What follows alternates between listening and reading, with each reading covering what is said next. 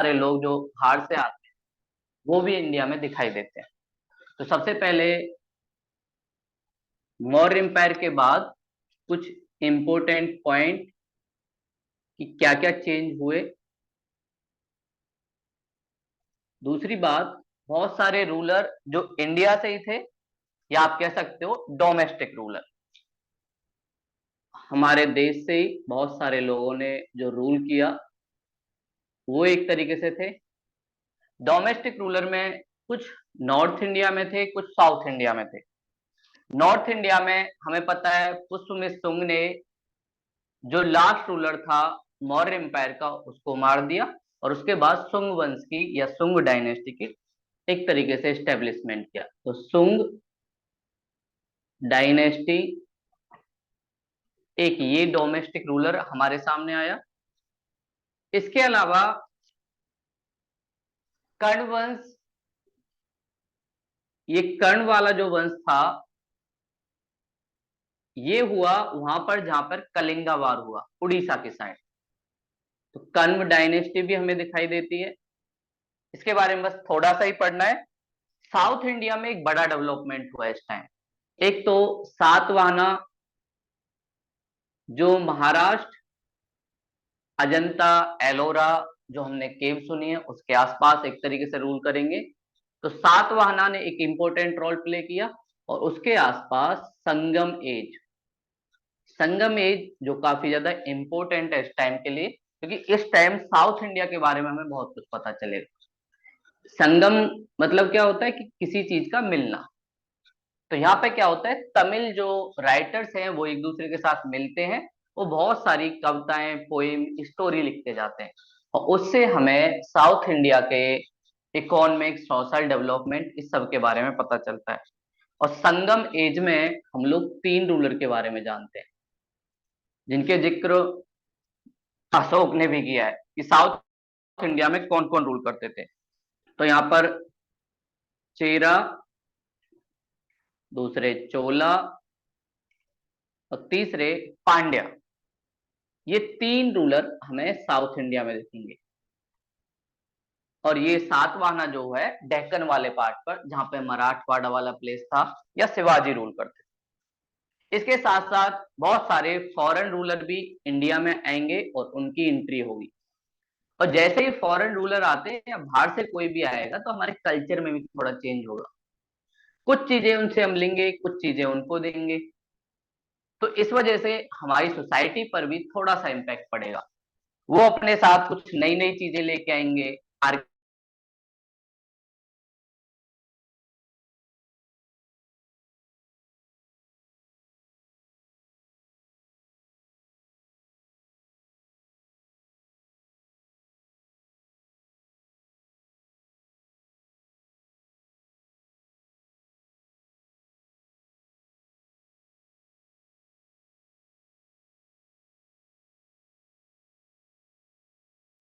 Indo Greek ruler को आप ऐसे समझ सकते हो जैसे वेस्टर्न कंट्रियों से आए। इंडिया में कॉइन हमने देख लिया था, मौर्य एम्पायर में आ गया था। लेकिन इंडो ग्रीक रूलर उस कॉइन पर नाम लिखवाना, डेट लिखवाना, कब क्या हुआ, ये सारी चीजें एक तरीके से करेंगे। और इससे हमें पता चलता है कि भाई कौन कब रूल करता था। तो इंडो ग्रीक, इन्होंने इंडिया में कुछ नई चीजों को इंट्रोड्यूस किया, उनको भी हम जानेंगे क्या क्या। इसके अलावा शक आएंगे, ये गुजरात और उसके आसपास के एरिया में रूल करेंगे। इसके अलावा जम्मू कश्मीर में कुषाण, एक नए रूलर, ये आएंगे अफगानिस्तान, साथ में मंगोलिया, उस वाले एरिया से, सेंट्रल एशिया से। और सबसे लास्ट में पार्थियन। जब भी आपसे पूछा जाए कि मौर्य एम्पायर के बाद क्या हुआ, तो ये सारे एक तरीके से चेंज हुए। कुछ डोमेस्टिक रूलर आए, कुछ फॉरेन रूलर आए इंडियन सोसाइटी में, और उन्होंने अपना अपना एम्पायर स्टैब्लिश किया। तो सबसे पहली बात करते हैं इंपोर्टेंट पॉइंट्स या क्या चेंज हुआ, क्या नई चीजें इंडिया में हुई जब मौर्य एम्पायर एक तरीके से डिक्लाइन हुआ उसके बाद। एक अच्छी चीज अगर हम बात करें इकोनॉमिक लेवल पे हुई। इस टाइम में इंडिया का जो ट्रेड है वो उस टाइम की एक इंपॉर्टेंट सिविलाइजेशन जिसका नाम था रोमन एम्पायर। रोमन के बारे में आपने सुना होगा। इटली की जो कैपिटल है रोम, उसके पास आसपास वाले एरिया में जो रूल करते थे वो थे रोमन एम्पायर। काफी ज्यादा फेमस एम्पायर है।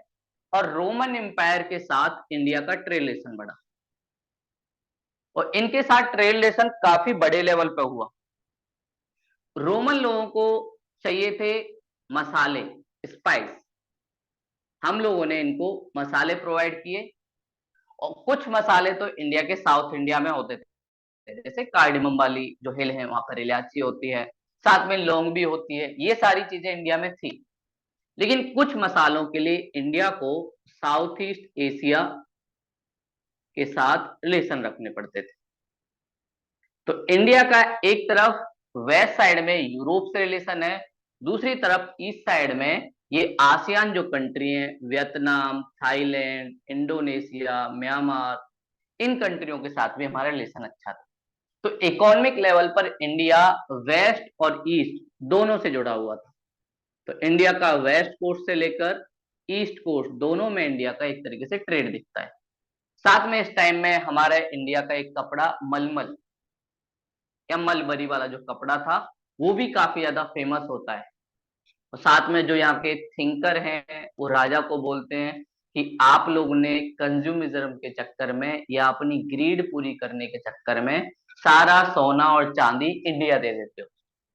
तो एक तरीके से इनके यहाँ मेक इन इंडिया का काफी ज्यादा इंपॉर्टेंट पिलर बना, और इकोनॉमिक रूप से ये लोग काफी ज्यादा स्ट्रेंथ इनके अंदर आई और रिसोर्स भी काफी ज्यादा इनको मिले। ये इनकी एक खास बात थी कि दोनों के साथ रिलेशन अच्छे थे। साथ में एक और बड़ा चेंज हमारी सोसाइटी के लेवल पे हुआ, और सोसाइटी के लेवल पे ये हुआ कि हमारे देश में कुछ नई सोसाइटी या नई वैल्यूज का, न्यू वैल्यूज का इंट्रोडक्शन हुआ। जो वेस्टर्न वैल्यूज हैं उनका इंट्रोडक्शन इंडिया में हुआ। जैसे वाइन वो लोग पीते हैं, उसका इंट्रोडक्शन इंडिया में होगा। साथ में और भी बहुत सारी चीजें ये लोग लेके आएंगे अपने साथ, अपने क्राफ्टमैनों को भी लेके आएंगे।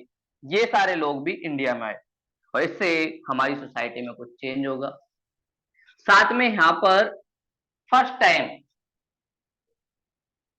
लॉर्ड या गॉड के बेस पे रूलर रूल करने लगा, और रूलर बोलता है कि मैं ही भगवान हूं। वो अपने आप को देवता कहने लगा, और इस वजह से मूर्ति पूजा,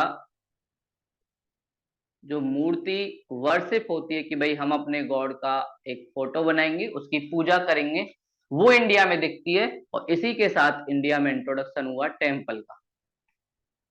इंडिया में अभी तक अशोक का एम्पायर हो या कोई भी एम्पायर हो, टेम्पल नहीं बने, ना मस्जिद है। ये सब इंट्रोडक्शन होगा बाद में। और ये सब कैसे फर्क पड़ा, जो ये इंडो ग्रीक रूलर आए थे इनके गॉड हुआ करते थे अपोलो, तो उनकी तरह इंडिया में भी धीरे धीरे अब मूर्ति पूजा होने लगी। हम लोग भी आइडियल का वर्शिप करने लगे, तो आइडियल हमारे यहाँ भी बनने लगी और उसी का हम भी वर्शिप करने लगे। साथ में रूलर कहने लगा कि मुझे भगवान ने भेजा है, और भगवान के खिलाफ आप लोग जाओगे तो आपको दंड मिलेगा, पनिशमेंट मिलेगा। जबकि हमने मौर्य एम्पायर में देखा कि रूलर ने कभी नहीं बोला कि हम लोग भगवान के रिप्रेजेंटेटिव, ये सारी चीजें नहीं बोली।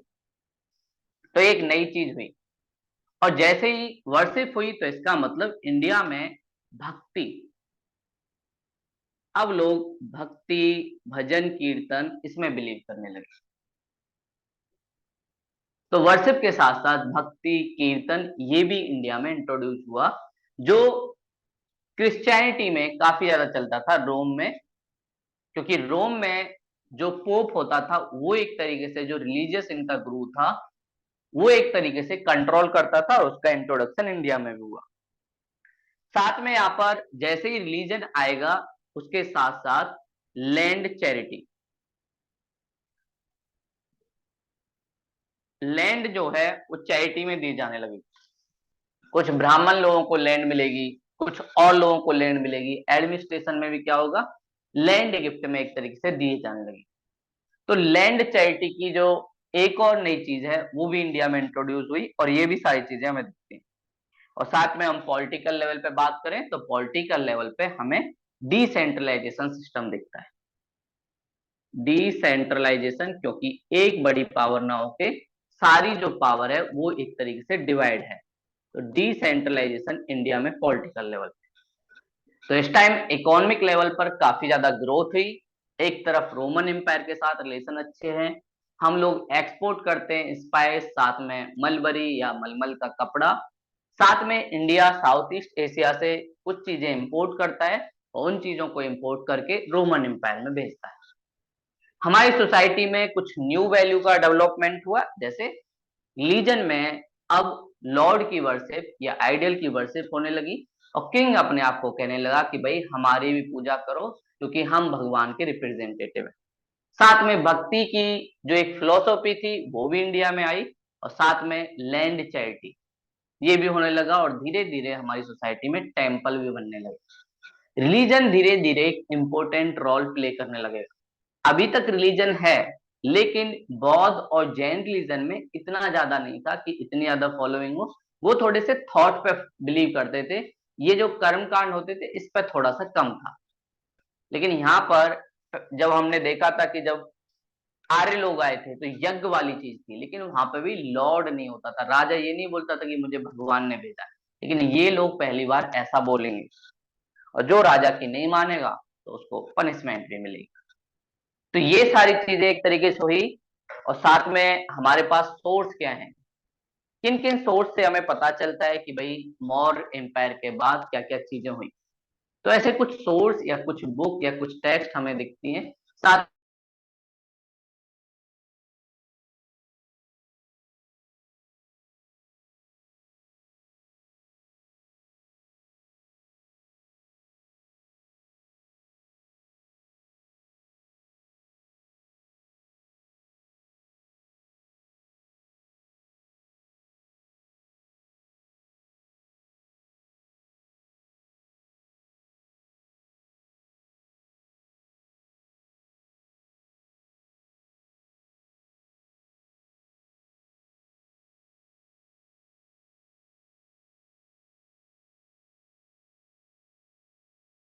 सोर्स चलता हूँ, तो इनके बारे में जो हमारे पास है कुछ टेक्स्ट बुक है।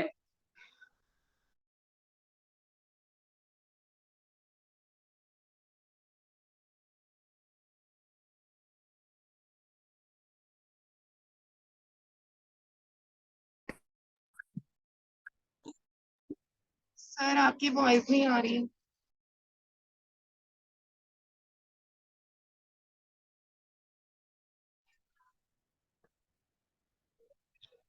पतंजलि ने एक बुक लिखी थी और उस बुक के बेस पे हमें कुछ चीजें पता चलती हैं। पतंजलि ने क्या लिखा था? महाभास। महाभास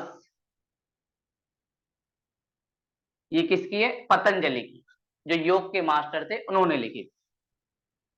इस महाभास में हमें कुछ चीजें पता चलती हैं। तो ये कहाँ रहते थे? ये रहते थे पुष्पगुप्त शुंग के यहाँ। पुष्पगुप्त शुंग ने ही एक तरीके से हराया था और शुंग डायनेस्टी की डेवलपमेंट की थी। तो पुष्प मित्र शुंग इनके यहाँ पतंजलि रहते हैं और इनकी बुक से हमें कुछ चीजें मिलती हैं। साथ में कालिदास जो गुप्ता पीरियड में आएंगे वो भी कुछ बुक लिखेंगे। कालिदास जो फेमस राइटर है, मेघदूत, अभिज्ञान शकुंतलम, ये सारे कालिदास के हैं। तो कालिदास भी कुछ चीजें लिखेंगे और कालिदास की एक फेमस बुक है जिसका नाम है मालविक अग्निमित्र। मालविक अग्निमित्र। कालिदास वैसे गुप्ता पीरियड में है लेकिन इन्हें मौर्य के बाद कुछ चीजें पता चली, उनके बारे में इन्होंने अपनी टेक्स्ट बुक में लिखा और इन्होंने बताया कि भाई इस टाइम इंडो ग्रीक रूलरों ने इंडिया पर अटैक किया। तो ये अटैक की बात करते हैं कि इंडो ग्रीक रूलर कब इंडिया आए। तो कालिदास के टेक्स्ट से हमें बहुत सारी चीजें मिलती हैं। साथ में कुछ फॉरेन ट्रेवलर भी इंडिया में आए। उन फॉरेन ट्रेवलर ने भी कुछ चीजें लिखी, कुछ पिलर थे वो भी एक तरीके से हुए। तो एक इंडो ग्रीक रूलर जो इंडिया में आया, जिसका नाम था हेलियोडेरिस। हेलियोडेरिस। ये डेरिस भाई साहब इंडिया आए किसके टाइम? पुष्पमित्र सुंग के टाइम। जब सुंग डायनेस्टी चल रही थी तो उस time as an ambassador Indo Greek का ये इंडिया है। हो सकता है इन्हें भेजा हो, देखो इंडिया की सिचुएशन कैसी है, क्या हम रूल कर सकते हैं या नहीं। तो ये एम्बेसडर इंडिया आया और इसने सुंग वंश की थोड़ी सी तारीफ करने के लिए एक पिलर बनवाया, और जिसे हम कहते हैं गरुण पिलर। गरुण देवता को काफी ज्यादा पूजा जाता था, गरुण पिलर। और इसे माना जाता है कृष्ण का अवतार, कि गरुण एक तरीके से कृष्ण जी के ही एक रूप है। तो इंडो ग्रीक रूलर का एक एम्बेसडर हेलियोडेरिस सुंग डायनेस्टी के टाइम आता है और उनके लिए गरुण पिलर बनवाता है, जो दिखाता है कि इंडो ग्रीक रूलर जब आए उससे पहले सुंग वाले लोग जो थे वो ब्राह्मण रिलीजन को मानने लगे थे। फिर दोबारा से ब्राह्मण रिलीजन एस्टेब्लिश होने लगा। और साथ में उसने बताया कि भागवत धर्म, भागवत जैसे आजकल देखते हैं आप लोग, भागवत होती है तो उसमें कृष्ण जी की कहानी या गीता ये वाली चीजें बताई जाती हैं। तो ये बताते हैं कि भागवत रिलीजन इंडिया में काफी ज्यादा फेमस था, जहाँ पे कीर्तन भजन ये सारी चीजें होती थी। तो ये सारी चीजें हमें इसके थ्रू पता चलती है। साथ में एक रूलर आएगा जिसका नाम है धनदेव। पहला हमने देखा पतंजलि, पतंजलि का महाभाष्य जो पुष्पमित्र सुंग के यहाँ रहते थे। दूसरा हमने देखा कालिदास, कालिदास का एक बुक जिसका नाम है मालविक अग्निमित्र। इसमें क्या है, एक तरीके से स्टोरी है, लव स्टोरी है, और उसके थ्रू ही बहुत सारी चीजें हमें पता चलती हैं कि इंडो ग्रीक ने अटैक भी किया। और हेलियोडेरिस एक इंडो ग्रीक एम्बेसडर इंडिया में आता है और गरुण पिलर बनाता है, और साथ में बताता है भागवत रिलीजन इंडिया में काफी ज्यादा फेमस था, मतलब कृष्ण जी की वर्शिप की जाती थी। ये सारी चीजें बताता है। फिर आगे जाके एक रूलर जिसका नाम है धनदेव, धनदेव, हो सकता है धनदेव जी के पास पैसा ज्यादा हो इसलिए इनका नाम धनदेव हो। तो धनदेव ये एक पिलर बनवाते हैं अयोध्या में। अयोध्या राम जी की नगरी, वहीं पर एक पिलर बनवाते हैं। और यहाँ पर ये जो पिलर बनवाते हैं उस पर कुछ बातें लिखी है। जैसे ये बोलते हैं कि भाई पुष्पमित्र सुंग ने, जो ये पुष्पमित्र सुंग है, इस पुष्पमित्र सुंग ने अश्वमेघ यज्ञ करवाया।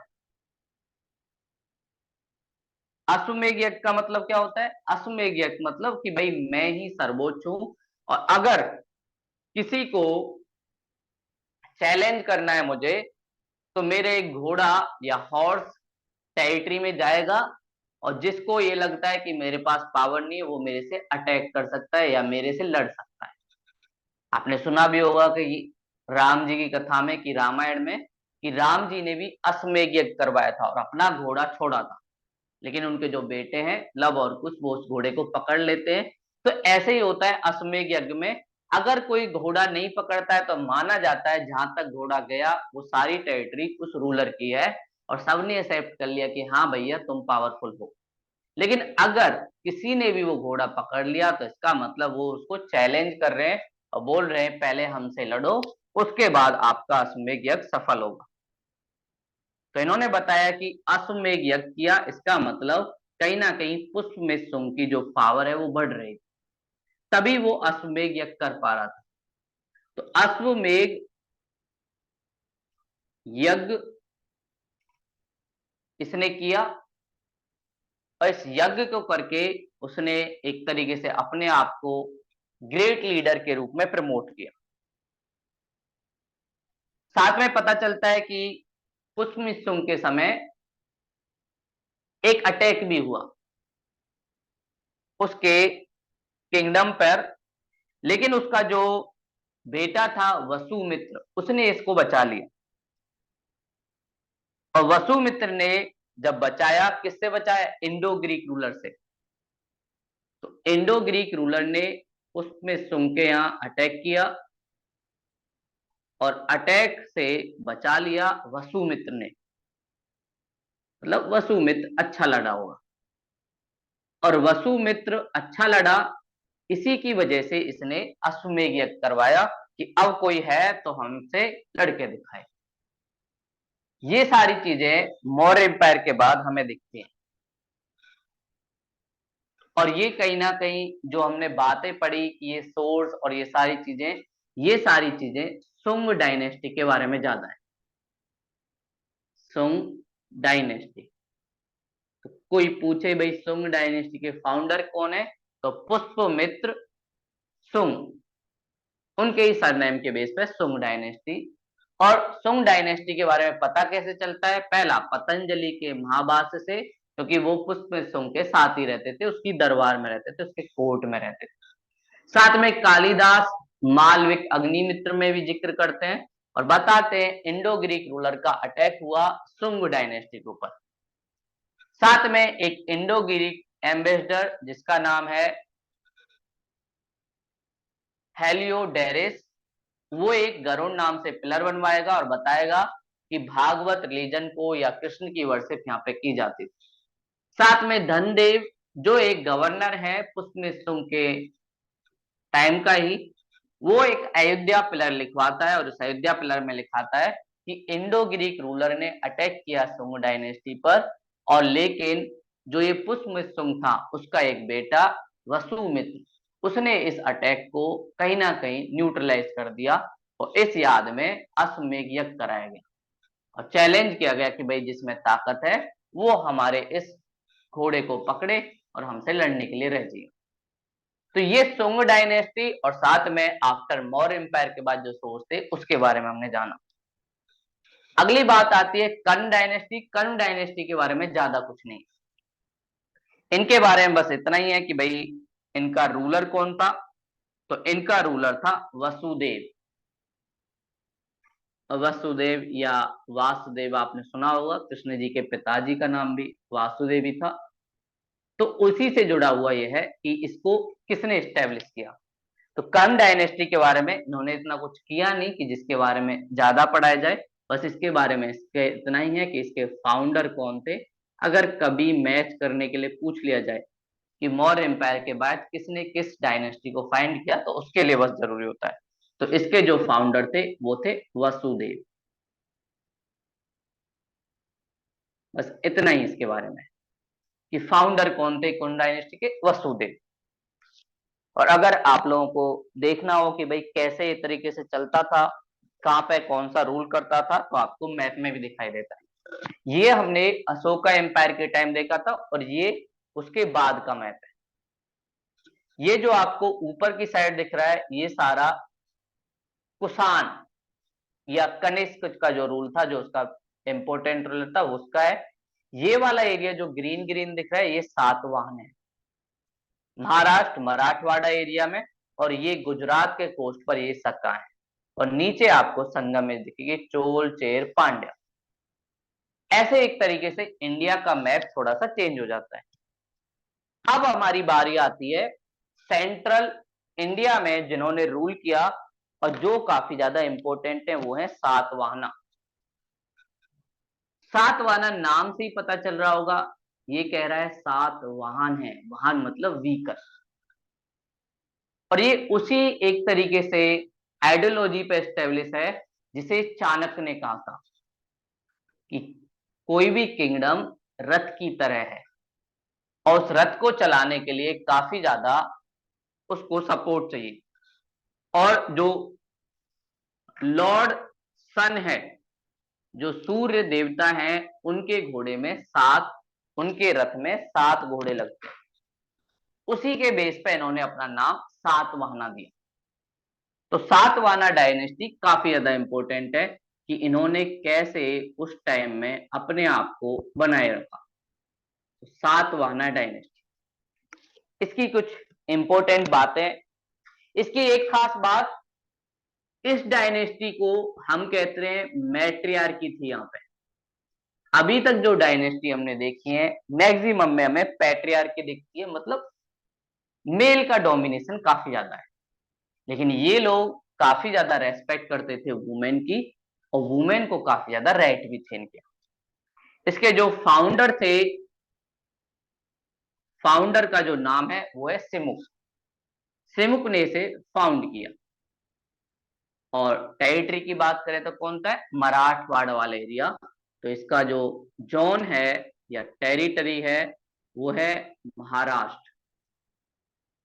महाराष्ट्र वाला एरिया, थोड़ा सा कर्नाटक का पार्ट, थोड़ा सा गुजरात वाला पार्ट, उसी एरिया में एक तरीके से ये रूल करते हैं।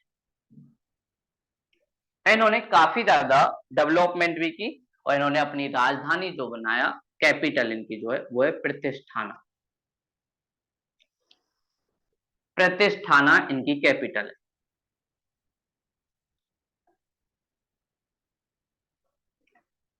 जिसे कई बार एक और नाम से जाना जाता है, पैठान।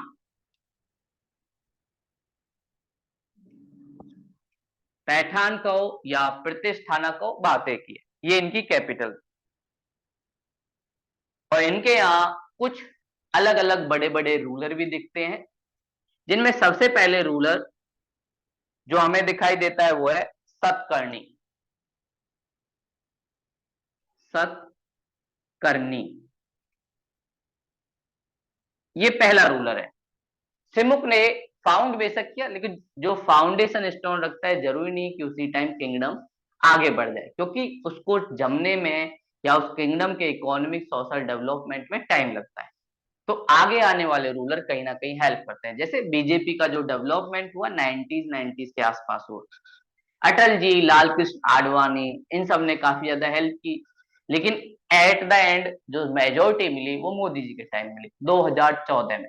तो शुरुआत में काफी मेहनत करनी होती है किसी भी चीज को करने के लिए। ये ऐसे ही है जैसे अभी आप एग्जाम की तैयारी कर रहे हो, तो शुरुआत में थोड़ा सा एफर्ट लगाना पड़ता है, कुछ टाइम बाद आपको उसका रिजल्ट मिलता है। ऐसे ही सिमुक जी इसको एस्टेब्लिश कर देंगे, और उसके बाद कुछ रूलर आएंगे अच्छे, वो एक तरीके से इसको इंटीग्रेट करेंगे और इसका डेवलपमेंट करेंगे, और एक बड़ी एम्पावर पावर के रूप में से डेवलप करेंगे। तो सतकर्णी, सतकर्णी की खास बात, इसने 2 अश्वमेध यज्ञ करवाए। अश्वमेध यज्ञ एक तरीके से पॉलिटिकल स्ट्रेंथ को दिखाता है कि ये लोग किसी से डरते नहीं थे, और सबको चुनौती देते थे कि जिसमें दम है हमारा घोड़ा पकड़ लो, देखते हैं कौन जीतता है। अश्वमेध यज्ञ इसने भी करवाया। इस टाइम आपको ये यज्ञ काफी ज्यादा फेमस दिखेगा, अश्वमेध यज्ञ। हर कोई चाहता है कि हमारे टाइटल के पीछे लिखा हो कि हमने अश्वमेध यज्ञ करवाया। ये ऐसा ही है जैसे हर कोई आज के टाइम इंडिया में चाहता है कि कोई भी नई चीज डेवलप हो तो इतिहास में हमारा नाम हो, पार्लियामेंट का बिल्डिंग हमने करवाया। तो ये सारी चीजें एक तरीके से इसमें चलती है। तो 2 अश्वमेध यज्ञ करवाते हैं, और साथ में इसके कुछ कॉइन मिले हैं, और उस कॉइन पर इसने कुछ लिखवाया है। हमने देखा इंडो ग्रीक लोग लिखवाते थे। जब हम मौर्य एम्पायर में कॉइन पढ़ रहे थे, उन पर कुछ ज्यादा लिखा हुआ होता नहीं था, लेकिन ये लोग डेट भी लिखवाते थे, साथ में उस पर कुछ फोटो भी होते थे। कई बार आपको सीता और राम का फोटो मिलेगा, कैसी बार किसी एनिमल का फोटो मिलेगा। ये सारी चीजें अब हमें मिलने लगी। तो इनके जो कॉइन थे उस पर लिखा था श्री सात। श्री सात,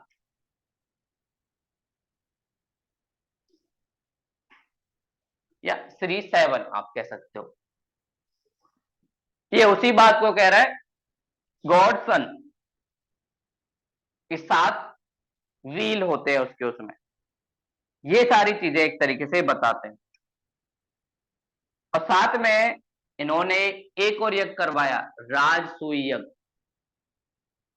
राजसूय यज्ञ ये किस लिए होता है? राजसूय यज्ञ अपने राज्य को भगवान से आशीर्वाद दिलाने के लिए, और सब प्रजा में पीस हो, शांति हो, सब कॉपरेशन के साथ रहें, सबको भोज कराया जाता था, उसके लिए एक तरीके से राजसूय यज्ञ होता था। राज्य की सिक्योरिटी के लिए, जैसे अभी हम लोग इंडिपेंडेंस डे मनाते हैं, रिपब्लिक डे मनाते हैं, जिससे हमारे नेशन में इंटीग्रेशन हो, ऐसे इनके यहाँ यही तरीका था कैसे ये लोग इंटीग्रेट करें अपने लोगों को, उसके लिए राजसूय यज्ञ ये लोग कराते थे। तो ये सारी चीजें भी इनके यहाँ मिलती है। अगला जो रूलर आएगा गौतमी पुत्र कुलकर्णी, ये काफी ज्यादा फेमस है। गौतमी पुत्र सतकर्णी, कई बार इसको कुलकर्णी भी कहते हैं, सतकर्णी। गौतमी क्या है? गौतमी इनकी माँ का नाम है। पुत्र मतलब आप समझ रहे हो ये किसके पुत्र हैं, इसीलिए हमने कहा ये मैट्रियार्की वाले रूलर हैं। तो गौतमी पुत्र सतकर्णी, इनकी माँ का नाम है गौतमी और उसके पुत्र हैं सतकर्णी। इन्हें बोला जाता था सेकंड ब्राह्मण। ये जो सातवाहन है ये एक ब्राह्मण रिलीजन से जुड़ा हुआ किंगडम है, लेकिन ऐसा नहीं है कि इन्होंने अलग रिलीजन का रेस्पेक्ट नहीं किया। रेस्पेक्ट किया, लिबरलिज्म है। ये लोग ब्राह्मण रिलीजन अपनाते हैं। धीरे धीरे मौर्य एम्पायर के बाद आपको बौद्ध धर्म का इंडिया से एग्जिट दिखाई देगा। बौद्ध धर्म धीरे धीरे इंडिया से खत्म हो जाएगा, फिर दोबारा से ब्राह्मण रिलीजन अपने में रिफॉर्म करके अपने आप को सोसाइटी में स्टेब्लिश कर लेंगे। वही सारी चीजें हमें देखते हैं। तो इनको बोला जाता था सेकंड ब्राह्मण, और कई बार इनको बोला जाता था कि भाई ये परशुराम की तरह है। परशुराम का नाम सुना होगा। परशुराम एक ब्राह्मण थे, और ब्राह्मण का काम होता था हमारी सोसाइटी में वर्ण सिस्टम के अकॉर्डिंग कि वो इंटेलिजेंट या ज्ञान के लिए काम करे। लेकिन परशुराम का मानना था ब्राह्मण भी हथियार उठा सकता है, और अगर क्षत्रिय लोग ज्यादा कुछ करेंगे तो ब्राह्मण भी उसको पनिशमेंट दे सकता है। ये सारी बातें परशुराम की, और परशुराम जी बड़े गुस्से में रहते थे कि ये लोग क्षत्रिय लोग अपने आप को समझते क्या है कि ये सिर्फ हथियार चलाना जानते हैं। तो उनको ज्ञान तो था ही, साथ में ही हथियार के मामले में भी, वेपन या वॉर के मामले में परशुराम जी काफी ज्यादा एक्सपर्ट थे। और ऐसे ही गौतमी पुत्र सतकर्णी थे, इसलिए इनको बोला जाता है सेकंड परशुराम, और थोड़े से वॉयलेंट वाले भी थे। गौतमी पुत्र सतकर्णी के बारे में एक और चीज बोली जाती है कि इनके जो घोड़े थे, हॉर्स जो थे, वो 3C का पानी पीते थे। 3C वाटर, इसका मतलब क्या है? इसका मतलब है इनकी टेरिटरी 3C से लगती थी। 3C कौन कौन से होंगे? एक तरफ आपको अरेबियन सी दिखता है वेस्ट साइड में, ईस्ट साइड में आपको क्या दिखता है? बे ऑफ बंगाल, और नीचे इंडिया के क्या दिखता है? Indian ocean. तो इसका मतलब इनका थोड़ा बहुत नहीं, सही से कंट्रोल था इन तीनों ओशियन पे, इसलिए इनकी टेरिटरी थोड़ी एक्सपेंड होगी। तो इन्होंने काफी ज्यादा कंट्रोल किया, और जो लोग नहीं मानते थे उन लोगों को पनिश करते, इसलिए इनको परशुराम बोला जाता। साथ में एक और इनकी खास बात थी, ये ऐसे रूलर थे जो प्रजा के सुख में सुखी और प्रजा के दुख में दुखी। ये नहीं था कि प्रजा अगर दुखी है उसके बाद भी ऐसा आराम कर रहा है किंग, ऐसा कुछ नहीं था। ये कहीं ना कहीं पब्लिक से अटैच रूलर थे, तो पब्लिक के इंटरेस्ट पे सबसे ज्यादा ध्यान देते थे, इसलिए इनको वो प्रसिद्धि, वो रेस्पेक्ट भी मिली जो इनको उस टाइम मिलनी चाहिए थी। तो पब्लिक के साथ इनका लिंक बहुत अच्छा था। अगर पब्लिक को कोई दिक्कत होती थी तो ये भी कहीं ना कहीं एक तरीके से बात करते, जैसे मोदी जी स्पीच बोलते हैं, कई बार इमोशनल हो जाते हैं, चंद्रयान 3 मिशन हो या डीमोनेटाइजेशन को लेके हो, तो ये सारी इमोशनल इंटेलिजेंस इनके अंदर भी थी, और पब्लिक के साथ काफी ज्यादा अटैच रहते थे, और सब पब्लिक को लगता था कि ये हमारा लीडर होगा। तो आज के मॉडर्न टाइम में भी पॉलिटिकल लीडर ये चीज यूज करते हैं, और ये भी करते थे, और पब्लिक का सपोर्ट सबसे इंपॉर्टेंट है। जिस रूलर के पास पब्लिक का सपोर्ट है वो रूलर काफी ज्यादा समय तक रूल करेगा।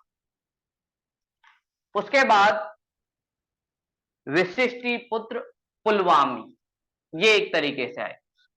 तो सातवाहन के गौतमी पुत्र सतकर्णी, सबसे ज्यादा फेमस रूल यही है, गौतमी पुत्र, बस आप इसका नाम याद रखना। और कई बार आपसे पूछा जाएगा कि भाई किस किंगडम में या किस डायनेस्टी में लोग अपनी मदर का नेम यूज करते थे अपने आगे, तो वो डायनेस्टी का नाम था सातवाहन। बस आप एग्जाम्पल देखो, जब आप फैक्ट भूल जाओ तो सबसे अच्छी चीज क्या है, एग्जाम्पल याद रखो, आपको अपने आप याद आ जाएगा कि इसका फैक्ट क्या था। तो गौतमी पुत्र सतकर्णी, गौतमी माँ का ही नाम होगा, फीमेल का ही नाम लग रहा है, ऐसा तो लग नहीं रहा कि भाई ये किसी मेल का नाम है, तो इसका मतलब फीमेल से ही वो एक तरीके से नाम लिया। अगले जो है विशिष्टि पुत्र पुलमामी, ये विशिष्टि के पुत्र है, थर्ड रूलर, इधर मैं लिख देता हूं जो और ज्यादा फेमस हुए, लेकिन सबसे ज्यादा फेमस है गौतमी पुत्र सतकर्णी। विशिष्टि पुत्र, विशिष्टि इनकी माता का नाम है और इनका नाम है पुलमावी, पुलमावी, ये रूलर हुए। इन्होंने क्या किया, इन्होंने साउथ इंडिया में अपना कंट्रोल स्टेब्लिश किया और साउथ इंडिया के रूलरों को मजबूर किया कि सातवाहन लोगों को आप लोग लैंड रिवेन्यू दो। तो साउथ इंडिया पर इन्होंने कंट्रोल किया, मतलब चोल चेर पांड्या, इन पर इसने कंट्रोल स्टेब्लिश किया। इसलिए इनको बोला जाता है दक्षिण पथपथेश्वर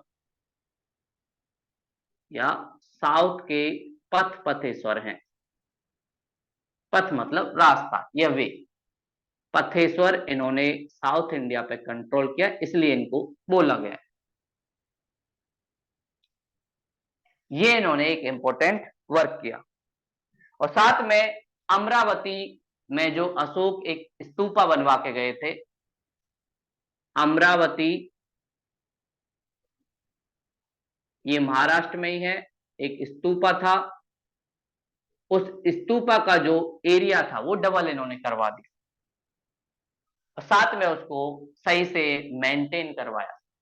इससे एक चीज और पता चलती है कि सातवाहन के रूलर ब्राह्मण होते हुए भी इन्होंने बौद्ध धर्म या अदर रिलीजन के साथ एक टॉलरेंस रखी, ये नहीं किया कि भाई ये लोग हमारे विरोधी है, ऐसा इनके यहाँ नहीं दिखाई देता। ये सातवाहन रूलर की सबसे बड़ी खास बात है।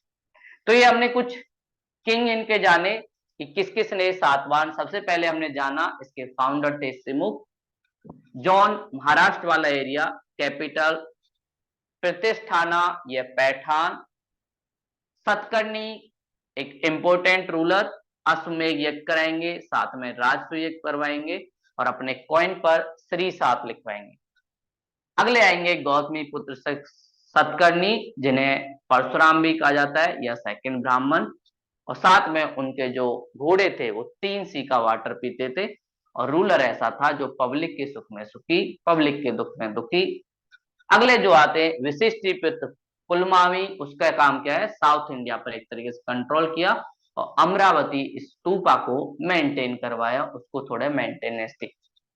ये सारी चीजें सातवाहन के बारे में जो हमने जाना, रूलर कौन थे।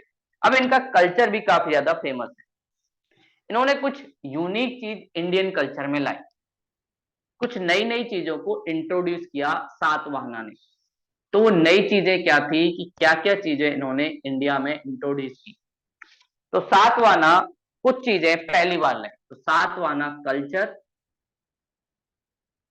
इन्होंने कल्चर में कैसे एक इंपॉर्टेंट रोल प्ले किया, इनका कल्चर काफी ज्यादा इंपॉर्टेंट हो जाता। सबसे पहली बात, इन्होंने लॉर्ड का डॉक्ट्रिन पेश किया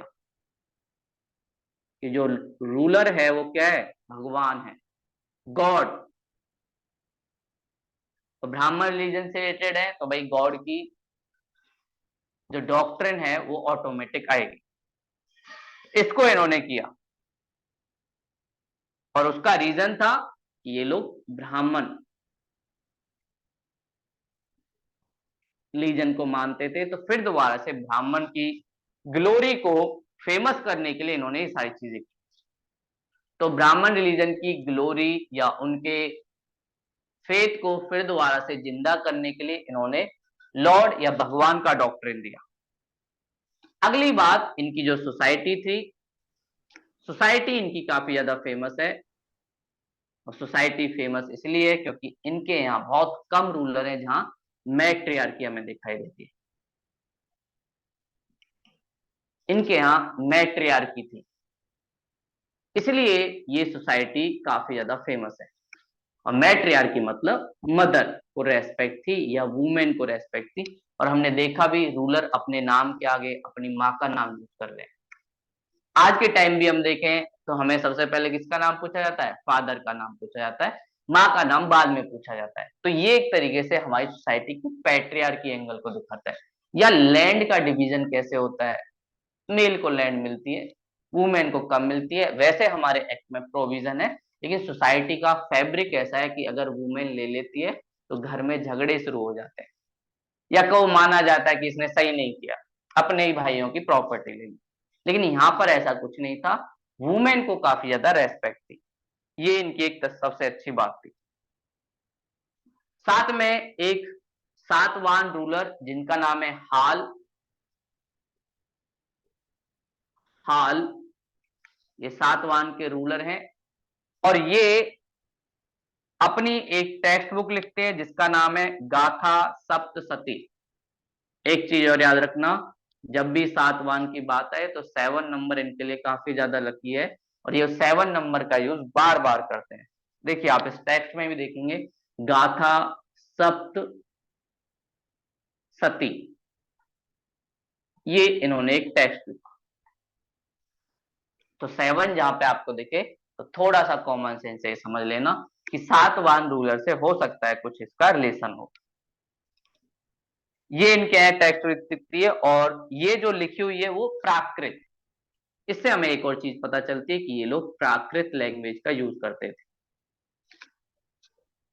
बेशक ये लोग ब्राह्मण थे, फिर भी संस्कृत की कंपेरिजन प्राकृत, और प्राकृतिक उस टाइम की एक तरीके से क्या थी? Local language. जैसे अभी हम लोग ब्रज भाषा यूज करें, भोजपुरी यूज करें, जो आम पब्लिक की एक तरीके से लैंग्वेज होती है, वो ये लोग यूज करते थे। और इस हाल के कोर्ट में एक व्यक्ति रहता था जिसका नाम था गडाढ्य। गणान्य करके एक व्यक्ति हाल के दरबार में रहता था, इसकी कोर्ट में रहता था। उन्होंने भी कुछ चीजें की और उन्होंने एक कथा लिखी जिसका नाम है विरध कथा। कथा, विरध मतलब क्या होता है? लॉन्ग। कथा का मतलब आपको पता है, स्टोरी। एक लंबी कहानी एक तरीके से इन्होंने लिखी। तो वृद्ध कथा गांधी ने लिखी, ये भी किससे? सातवाहन से। इनके किंगडम में पहली बार लैंड को चैरिटी में देने या दान की देने की बात हुई। तो इनकी किंगडम में पहली बार लैंड चैरिटी। अभी कोई ब्राह्मण हमारे घर में आता है तो उसको कुछ दक्षिणा देनी पड़ती है, यज्ञ करवाना होता है, नामकरण होता है, तो वो सारी चीजें उस टाइम इन्होंने लैंड चैरिटी की बात करवाई। और इन्होंने ही पहली बार शुरू किया कि कैसे भाई उन लोगों को कुछ पैसे के बदले क्या दी जाए? लैंड दी जाए। और इससे फायदा क्या हुआ? फायदा ये हुआ कि भाई ब्राह्मण जो दूसरे थे या नीचे वाले थे उनका भी इकोनॉमिक डेवलपमेंट हुआ। नुकसान ये हुआ कि जो किंग था वो कमजोर हो गया, क्योंकि धीरे धीरे ये लैंड चैरिटी ने बहुत सारे छोटे छोटे किंग बना दिए। और ये स्मॉल स्मॉल किंग जब इनको वास लैंड चैरिटी में मिल गया तो ये लोग भी चाहते थे कि भाई हम भी राजा बने। तो इन्होंने इनके पास जो लैंड थी उसी के बेस पे अपनी सेना तैयार की और वहीं के रूलर एक तरीके से बन गए। तो लैंड चैरिटी से कहीं ना कहीं जो पावर थी वो काफी ज्यादा कम हुई और यही इनके डिक्लाइन का रीजन भी बना, जिसे हम कहते हैं फ्यूडलिज्म। अभी भी जैसे आप देखते हैं फैमिली में लैंड का डिवीजन काफी ज्यादा होता है, और जिस फैमिली के पास पहले जब साथ में रहते थे काफी ज्यादा लैंड थी, रिसोर्स थे, धीरे धीरे डिवीजन करके उनकी जो पावर है डिक्लाइन होने लग जाती है। तो जब फैमिली के सारे रिसोर्स एक साथ रहते हैं तो कहीं ना कहीं स्ट्रेंथ आती है, लोग भी आपकी रेस्पेक्ट करते हैं, आपका इकोनॉमिक सोशल डेवलपमेंट होता है। लेकिन जैसे ही फैमिली के अंदर लैंड का डिवीजन होता है तो कहीं ना कहीं आपकी पावर डिक्लाइन होती है। ऐसा ही इनके यहाँ हुआ।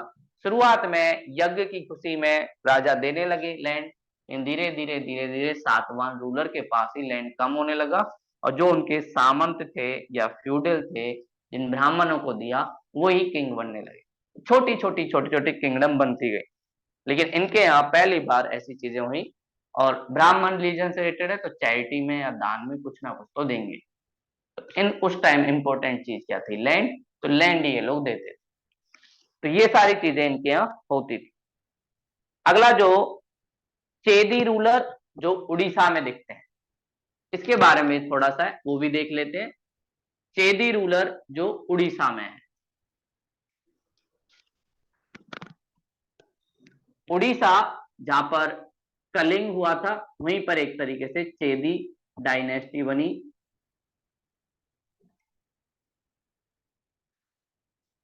कलिंग के पास उड़ीसा के कोस्ट पर, जो ईस्ट कोस्ट पर इंडिया के है वहां पे। और चेदी रूलरों में एक राजा बहुत ज्यादा फेमस है, इनका एक किंग जिसका नाम है खारवेल। कभी सुना भी होगा शायद इसका नाम, नहीं सुना तो कोई बात नहीं। खारवेल ये एक फेमस रूलर है चेदी डायनेस्टी का। किस लिए इंपॉर्टेंट है? इसने एलिफेंट केव बनवाई, और उस केव से हमें बहुत सारी इंफॉर्मेशन मिलती है। केव हमने देखा था अशोका ने भी बनवाई, और जिसे उसने आजीविक कल्ट के जो मॉन्क्स थे या भिक्षु थे उनको दिया, वो भी उड़ीसा में थी।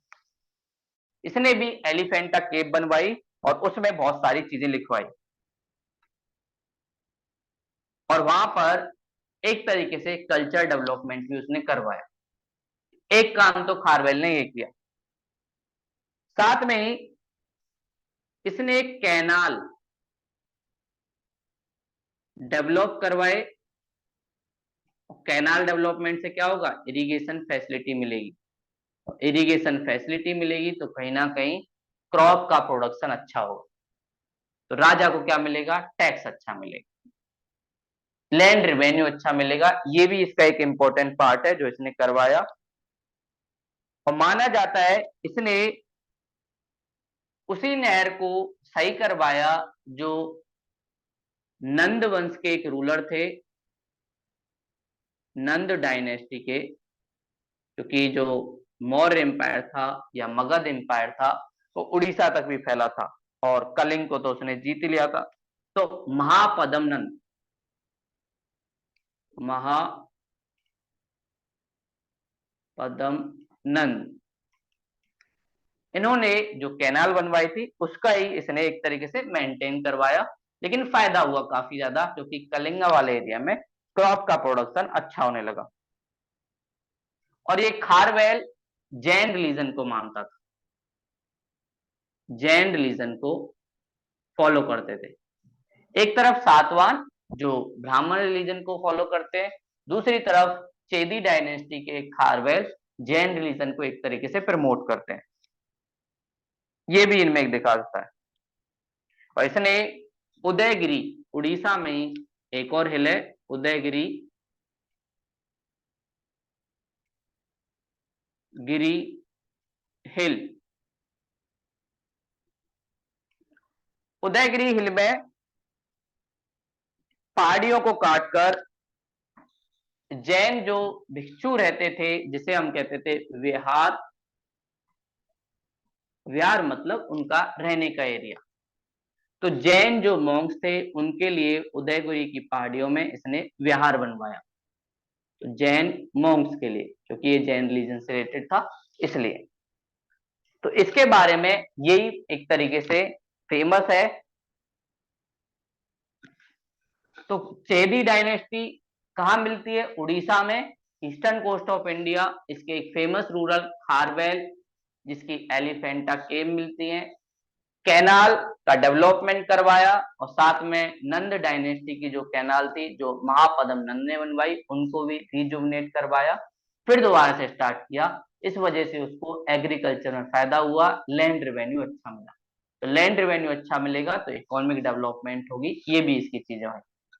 जैन रिलीजन को फॉलो करते थे, जैन रिलीजन की याद में उदयगिरी हिल बनवाई, उदयगिरी हिल में विहार बनवाए। विहार क्या है?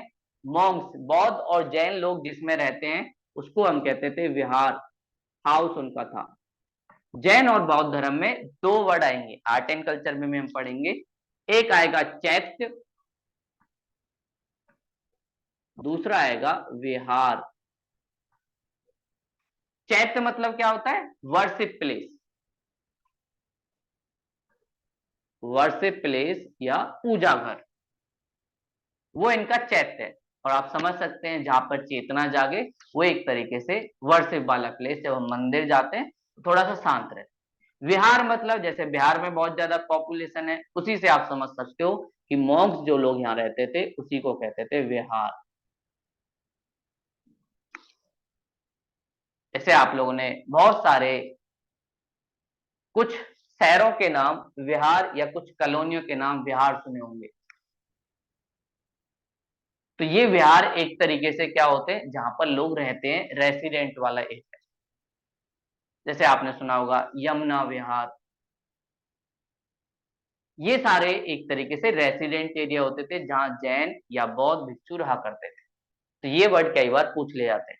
तो ये हमने जान लिया है कि नॉर्थ इंडिया और सेंट्रल इंडिया में कौन कौन से रूलर थे। अब डोमेस्टिक में हमारे बचे हैं संगम एज वाले, और साथ में हम फॉरेन रूलर के बारे में कल की क्लास में देखेंगे।